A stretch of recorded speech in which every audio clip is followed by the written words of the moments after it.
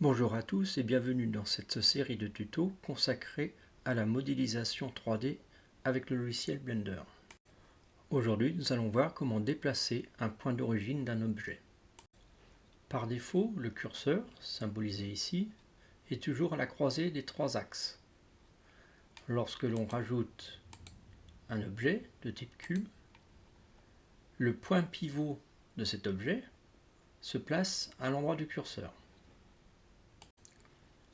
Ce point pivot, qui sert par exemple au moment des rotations, est en fait un centre de gravité. Il est toujours situé par défaut donc, au milieu de l'objet, au centre de l'objet, comme un centre de gravité. On peut le modifier en allant sur cette origine avec tous ces objets, ces options-là. Par défaut, nous avons origine to géométrie. Géométrie veut dire je prends l'ensemble de la géométrie de mon objet et je le place au centre. Comme option, nous avons aussi dans cette origine la possibilité de remettre l'origine là où est le curseur, avec cette option-là. C'est-à-dire l'origine de mon point va être déplacée et venir ici à l'endroit de mon curseur. Cette origine, origine to 3D curseur. Le point orange est ici. Ici, je effectue maintenant une rotation de mon objet. C'est par rapport à ce point pivot que la rotation va s'effectuer. On peut bien sûr remettre notre point pivot au niveau de la géométrie.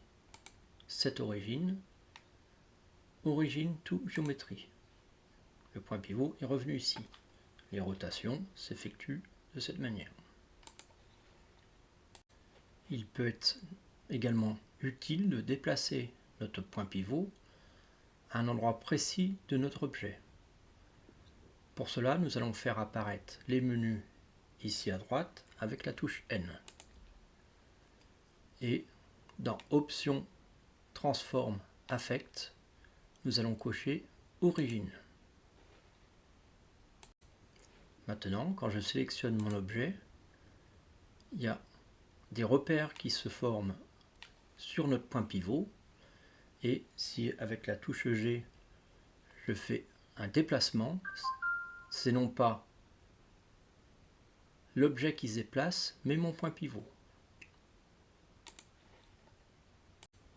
Maintenant, comment déplacer mon point pivot, par exemple, à une arête de mon cube, sans avoir à le déplacer de cette manière. Nous allons utiliser ici l'outil Snap, symbolisé un peu comme un fer à cheval, comme un aimant en fait, qui va venir attirer l'élément qu'on déplace, ici le point pivot, à un endroit bien précis. Donc pour l'activer, je clique ici, il devient blanc sur fond bleu.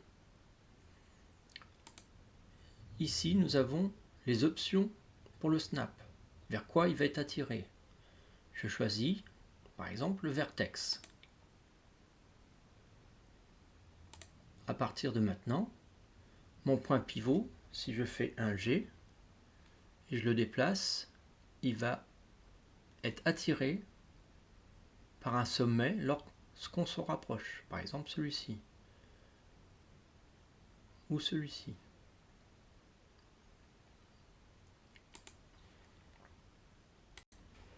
Au niveau de la traction, nous avons donc un gréement qui va servir pour aller d'une case à l'autre, le vertex que l'on vient de voir pour attirer vers un sommet. On peut attirer vers les bords, les faces, le volume, et par exemple aussi Edge Center. Donc ici, quand je vais m'approcher donc d'un Edge, il va être automatiquement attiré vers le centre de celui-ci. Par exemple là, tac, il vient d'être attiré. Si je me mets en vue face, on voit qu'on est exactement à la moitié de mon côté. Lorsqu'on a terminé de placer notre point pivot, ne pas oublier de désactiver ici au niveau des options de transform origine. Maintenant c'est bien mon cube que je déplace. Mon point pivot étant ici, la rotation s'effectue sur ce point. Ce point pivot est aussi utilisé lors d'un snap de l'objet. Objet snap, par exemple, sélection vers curseur. Mon curseur étant ici, mon objet va bouger et faire en sorte que le point pivot va se retrouver là où il y a mon curseur. Snap, sélection, donc mon objet, to curseur. Et voilà, mon objet qui s'est déplacé à cet endroit-ci.